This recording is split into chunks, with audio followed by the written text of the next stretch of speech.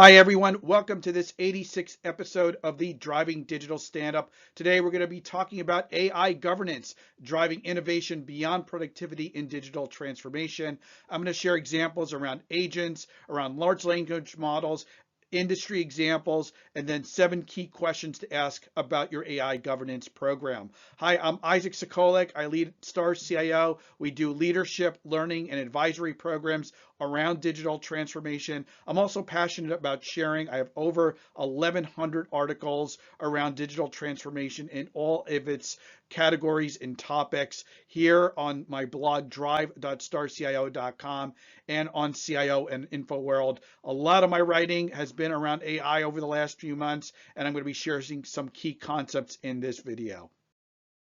So when you read about generative AI, you're going to hear a lot about productivity improvements.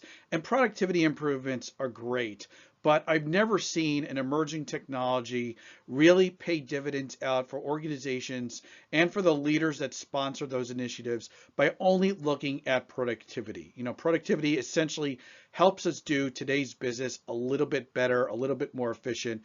Obviously, it helps our workforce and our people start paying attention to more important things than doing a lot of manual work. But when we're looking for transformation results, we need to look beyond productivity. Remember my definition of digital transformation.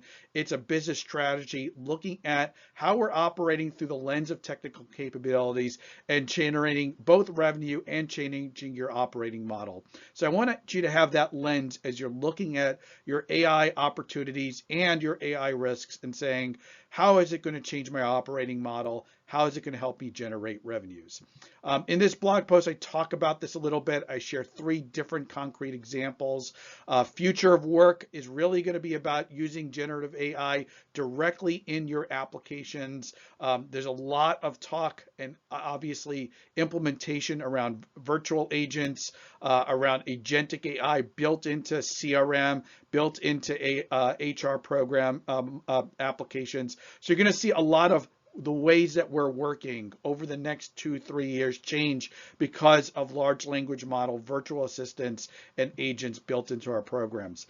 When I really think about changing our operating model with customers, before I start getting directly into new revenue models, I really want to think about customer satisfaction. How can I make their worlds easier? How can I improve their happiness working with my products? We'll talk a little bit more about customer support and customer service, and customer success is part of that. But think about improving customer satisfaction as the next level of what you want to aim for. And the third level is really get into your industry, right? Really see how your industry is evolving because of generative AI. I'm thinking about healthcare examples where I might be improving the doctor workflow, accelerating gene disease research, equipping home care professionals with more rapid information. In manufacturing, I'm thinking about product design, about predictive maintenance, about workforce training. So a number of different areas where I'm going to get into industry examples and ask the question, how can I make employees, workers, and customers more efficient, smarter, more effective in doing things that they've never done before? I want you to hold on to that, doing things that they've never done before. That's going to be the most differentiating part of generative AI as we go forward.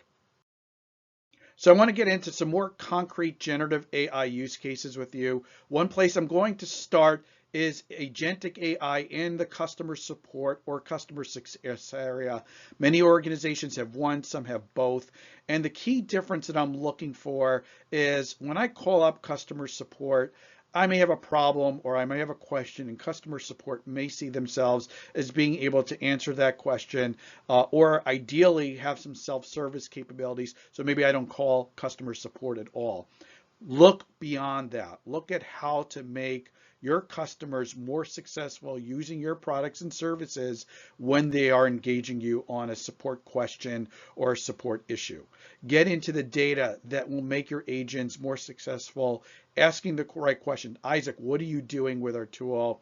Why are you running into this issue? How can we help you do what you're trying to accomplish a little bit better, a little bit easier, and being able to use tools like machine learning and AI to be able to get at those answers. So number one place, beyond productivity that I look for as a generative AI use case is around customer success. Number two area is I'm really going to start trying to reimagine marketing. And what I mean by that is there's so many skills and details and tools that go into making marketing successful, whether it's making sure our websites are SEO friendly.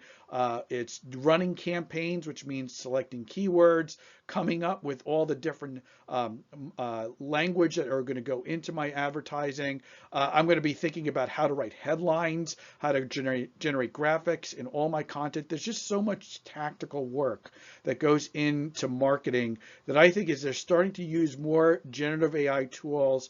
I use tools for generating headlines, for generating images, as I'm able to get a lot of help around being able to do those faster and a lot better. I'm going to be able to be a lot more strategic in my marketing, and I'm going to be able to do things that are a lot more scalable, create lots more ads, create a lot more content, tailor that content to a lot more personas. And that's what I mean by scalable and more strategic marketing. So I think generative AI represents the opportunity to rethink how marketing is operating.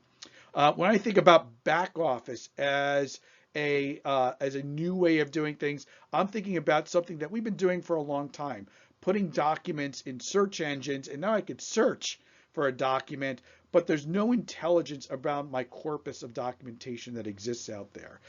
What can I do with my contracts? How do I get to a standard information source around all my existing contracts and be able to generate them?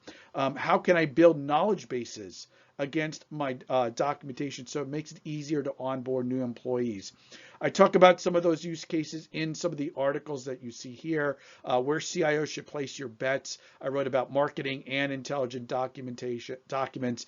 And when I think about agents and the future of work, I'm really thinking about, again, going back into the applications people are using day to day and seeing what those agents are doing for them and how they can become more efficient. If you want some more examples about using AI and large language models, I do have a post, how we redesigned my blog Drive with the help from generative AI. We used it to come up with the title Drive. We used it to come up with the information architecture, all the drop downs with all the different categories and assigning content to those categories. And then we generated code. We had a lot of work to do to be able to move old posts from 15 years ago into a new format. We used a lot of generative AI to generate that code. So if you want some tactical examples, I'm sharing that in that blog post. And then if you're getting into the more industrial areas, how can manufacturers identify defects and predict maintenance and find root causes of issues? I have another blog post that you can go look at that has all those details around use cases of AI and ML in Industry 5.0. On the bottom here in the comments that you can see here on YouTube, I have links to all these posts, but go dive into the ones that are most interesting to you. So I want you to pursue productivity and innovation and customer experiences with AI, but we have to instill governance in parallel. We can't make the mistakes that we've done in the past where we go after innovation and do security and governance after. It's just not going to work because all that data and all that capability and what employees are accessing is all going to get bundled into our AI programs, and we have to establish the governance up front. In this blog post, you can get the link to it in the comments. I share a definition around AI governance, the principles, practices, regulations, tools, and responsibilities defining how organizations seek to leverage AI capabilities, stay compliant, and avoid costly risks. In that post, I share 7 questions that define AI governance. I want to go through 3 of them here with you. First, I want to make sure that our teams, our people, know what tools and what data I'm sanctioning to be using with AI. So be very explicit about which tools and what data they can be using so that we're doing things safely. The second thing I want to make sure is that we have a discussion about how employees are going to validate the results. They're going to be using it for a lot of different things. I may have a way of defining that up front, but when they get a result back, I don't want them to take an AI's result back and assume that it's 100% correct It's a leading piece of information that they need data on to go back and use in their work. So number two is I want to educate our employees about how they're validating the response from an AI and making that data and analytics available to them. Now, in terms of objectives and outcomes, these need to be documented and shared, but it needs to be a two-way street. I want to be able to set our strategy, then learn from our employees what's working, what's improving productivity, where can we use innovation, what should we scale, and then I want to go back and revisit what our strategy, what outcomes and objectives we're setting, and continuously do that as we're learning not only just about AI capabilities, but how they're plugging into our different tools.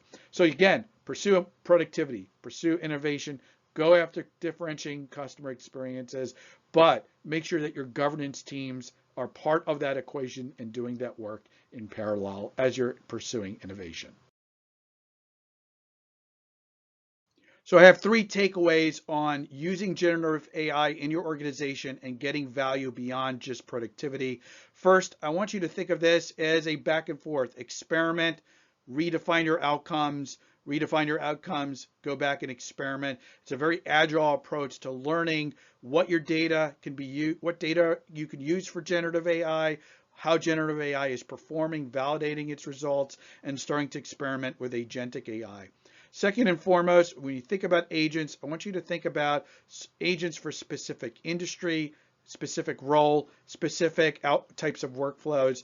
That's how the agents are being coded and programmed. You're already seeing role and workflow specific ones show up in SaaS, enterprise SaaS tools. You're going to start seeing industry specific ones showing up that provide very specific workflow and capabilities for different roles in your organization. So very important to start understanding and experimenting with those two. And then thirdly, as you're building out these capabilities, you can't have AI governance and innovation separate.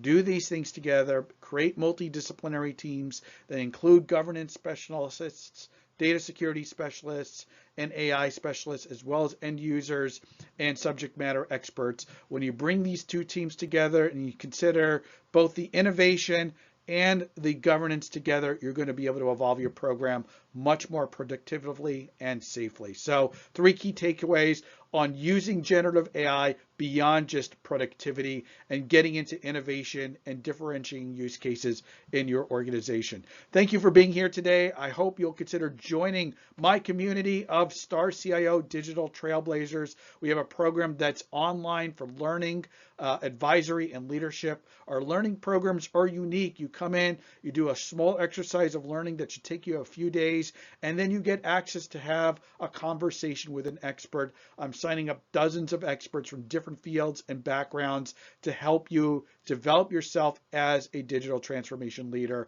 You can get to the community at drive.starcio.com/community. Again, all the links to the articles I referenced in today's video are in the comments. Thank you for joining this week's episode. I will be posting more episodes on the Driving Digital stand-up soon. Thank you and have a great day.